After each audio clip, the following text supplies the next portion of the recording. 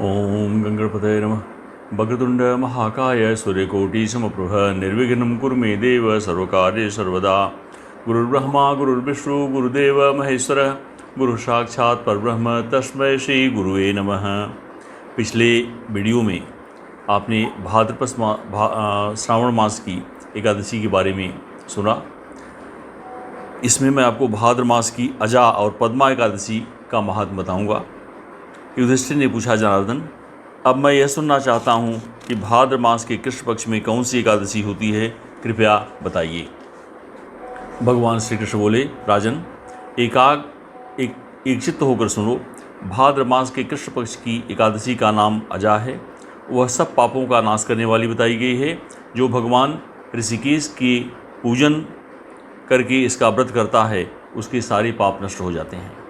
पूर्व काल में हरिश्चंद्र नामक एक विख्यात चक्रवर्ती राजा हो गए हैं, जो समस्त भूमंडल के स्वामी और सत्य प्रतिज्ञ थे।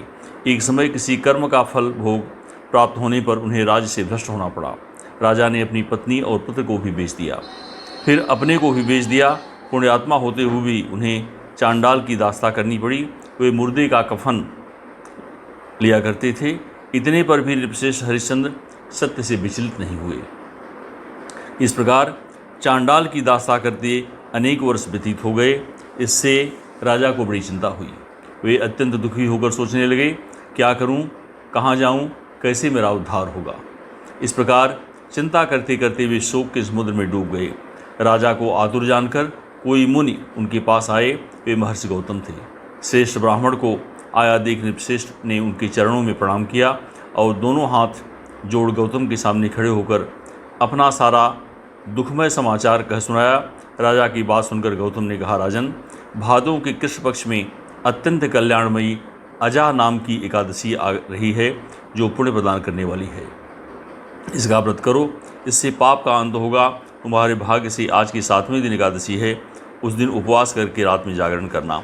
ऐसा कहकर महर्षि गौतम अंतर्ध्यान हो गए। मुनि की बात सुनकर राजा हरिश्चंद्र ने उस उत्तम व्रत का अनुष्ठान किया। उस व्रत के प्रभाव से राजा सारे दुखों से पार हो गए।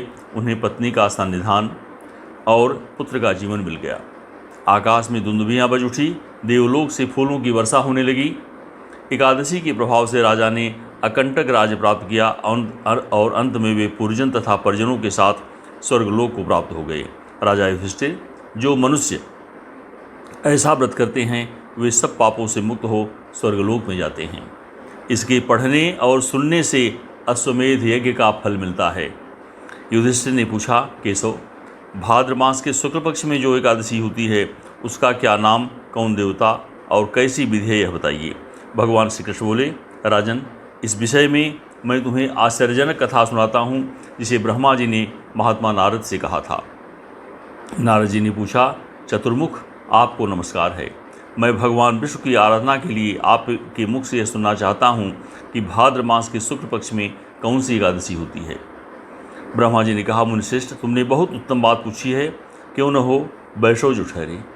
भादों के शुक्ल पक्ष की एकादशी पद्मा के नाम से विख्यात है। उस दिन भगवान ऋषिकेश की पूजा होती है। यह उत्तम व्रत अवश्य करने योग्य है।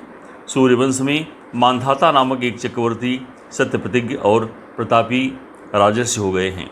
वे प्रजा का अपने औरस पुत्रों की भांति धर्म पालन किया करते थे।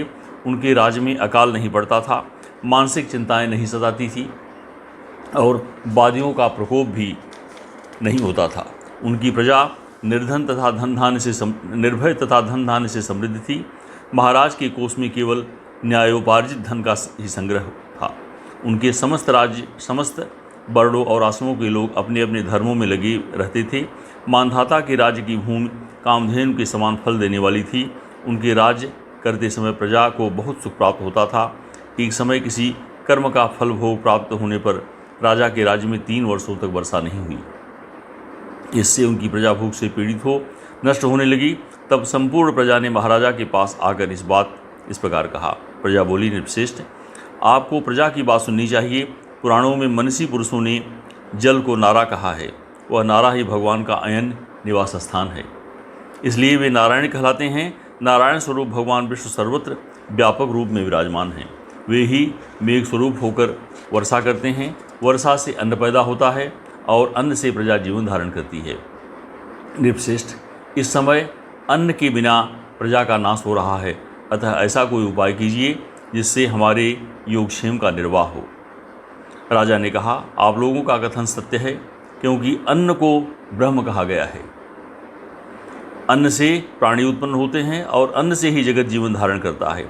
लोक में बहुधा ऐसा सुना जाता है तथा पुराण में भी बहुत विस्तार के साथ ऐसा वर्णन है कि राजाओं के अत्याचार से प्रजा को पीड़ित होती है, किंतु जब मैं बुद्धि से विचार करता हूँ तो मुझे अपना किया हुआ कोई अपराध नहीं दिखाई देता। फिर भी मैं प्रजा का हित करने के लिए पूर्ण प्रयत्न करूँगा। ऐसा निश्चय करके राजा मानदाता इन्हीं गिने व्यक्तियों को साथ ले विधाता को प्रणाम करके सघन वन की ओर चल दिए। वहाँ जाकर मुख्य मुनियों और तपस्वियों के आश्रम पर घूमते फिरे। एक दिन उन्हें ब्रह्मपुत्र अंगिरा ऋषि का दर्शन हुआ। उन पर दृष्टि पड़ते ही राजा हर्ष में भरकर अपने वाहन से उतर पड़े और इंद्रियों को बस में रखते हुए दोनों हाथ जोड़कर उन्होंने मुनि के चरणों में प्रणाम किया। मुनि ने भी स्वस्ति कहकर राजा का अभिवादन किया और उनके राज्य के 7 अंगों की कुशल पूछी। राजा ने अपनी कुशल बताकर मुनियों के स्वास्थ्य का समाचार पूछा। मुनि ने राजा को आसन और अर्घ्य दिया। उन्हें ग्रहण करके जब वे मुनि के समीप बैठे तो उन्होंने इनके आगमन का कारण पूछा। तब राजा ने कहा, भगवान, मैं धर्मानुकूल प्रणाली से पृथ्वी का पालन कर रहा था, फिर भी मेरे राज्य में वर्षा का अभाव हो गया। इसका क्या कारण है, इस बात को मैं नहीं जानता। ऋषि बोले, राजन, यह सब युगों में उत्तम सतयुग है। इसमें सब लोग परमात्मा के चिंतन में लगे रहते हैं तथा इस समय धर्म अपने चारों चरणों से युक्त होता है। इस युग में केवल ब्राह्मण ही तपस्वी होते हैं, दूसरे लोग नहीं। किंतु महाराज, तुम्हारे राज्य में शुद्ध तपस्या करता है, इसी कारण मेघ नहीं बरसाते।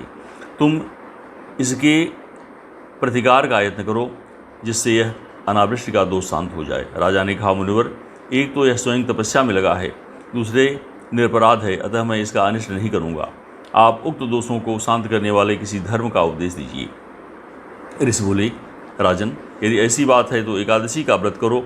भाद्र मास के शुक्ल पक्ष में जो पद्मा नाम से विख्यात एकादशी होती है, उसके व्रत के प्रभाव से निश्चय ही उत्तम वृष्टि होगी।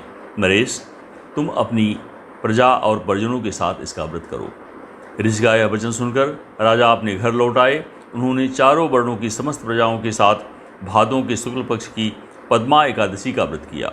इस प्रकार व्रत करने पर मेघ पानी बरसाने लगे, पृथ्वी जल से अपलावित हो गई और हरी भरी खेती से सुशोभित होने लगी। उस व्रत के प्रभाव से सब लोग सुखी हो गए। भगवान श्री कृष्ण कहते हैं, राजन, इस कारण इस उत्तम व्रत का अनुष्ठान अवश्य करना चाहिए। पद्मा एकादशी के दिन जल से भरे हुए घड़े को वस्त्र से ढककर दही और चावल के साथ ब्राह्मण को दान देना चाहिए। साथ ही छाता और जूता भी देने चाहिए। दान करते समय निम्नांकित मंत्र का उच्चारण करें। नमो नमस्ते गोविंद बुध श्रवण संज्ञक अघौघ संचयं कृत्वा सर्वसौख्य प्रदो भव भुक्ति मुक्ति प्रदस्यैव लोकानां सुखदायकः। बुधवार और श्रवण नक्षत्र के योग से युक्त द्वादशी के दिन बुध श्रवण नामक नाम धारण करने वाले भगवान गोविंद, आपको नमस्कार है, नमस्कार है, नमस्कार है। मेरी पापराश का नाश करके आप मुझे सब प्रकार की सुख प्रदान करें। आप पुण्यात्मा जनों को भोग और मोक्ष प्रदान करने वाले तथा सुखदायक हैं। राजन, इसके पढ़ने और सुनने से मनुष्य सब पापों से मुक्त हो जाता है। आइए कुछ देर भगवान नाम संकीर्तन करें। श्री राम जय राम जय जय राम, श्री राम जय राम जय जय राम, श्री राम जय राम जय जय राम, श्री राम जय राम जय जय राम, श्री राम जय राम जय जय राम, श्री राम जय राम जय जय राम, श्री राम जय राम जय जय राम, श्री राम जय राम जय जय राम, श्री राम जय राम जय जय राम, श्री राम जय राम जय जय राम, श्री राम जय राम जय जय राम, श्री राम जय राम जय जय राम, श्री राम जय राम जय जय राम, श्री राम जय राम जय जय राम।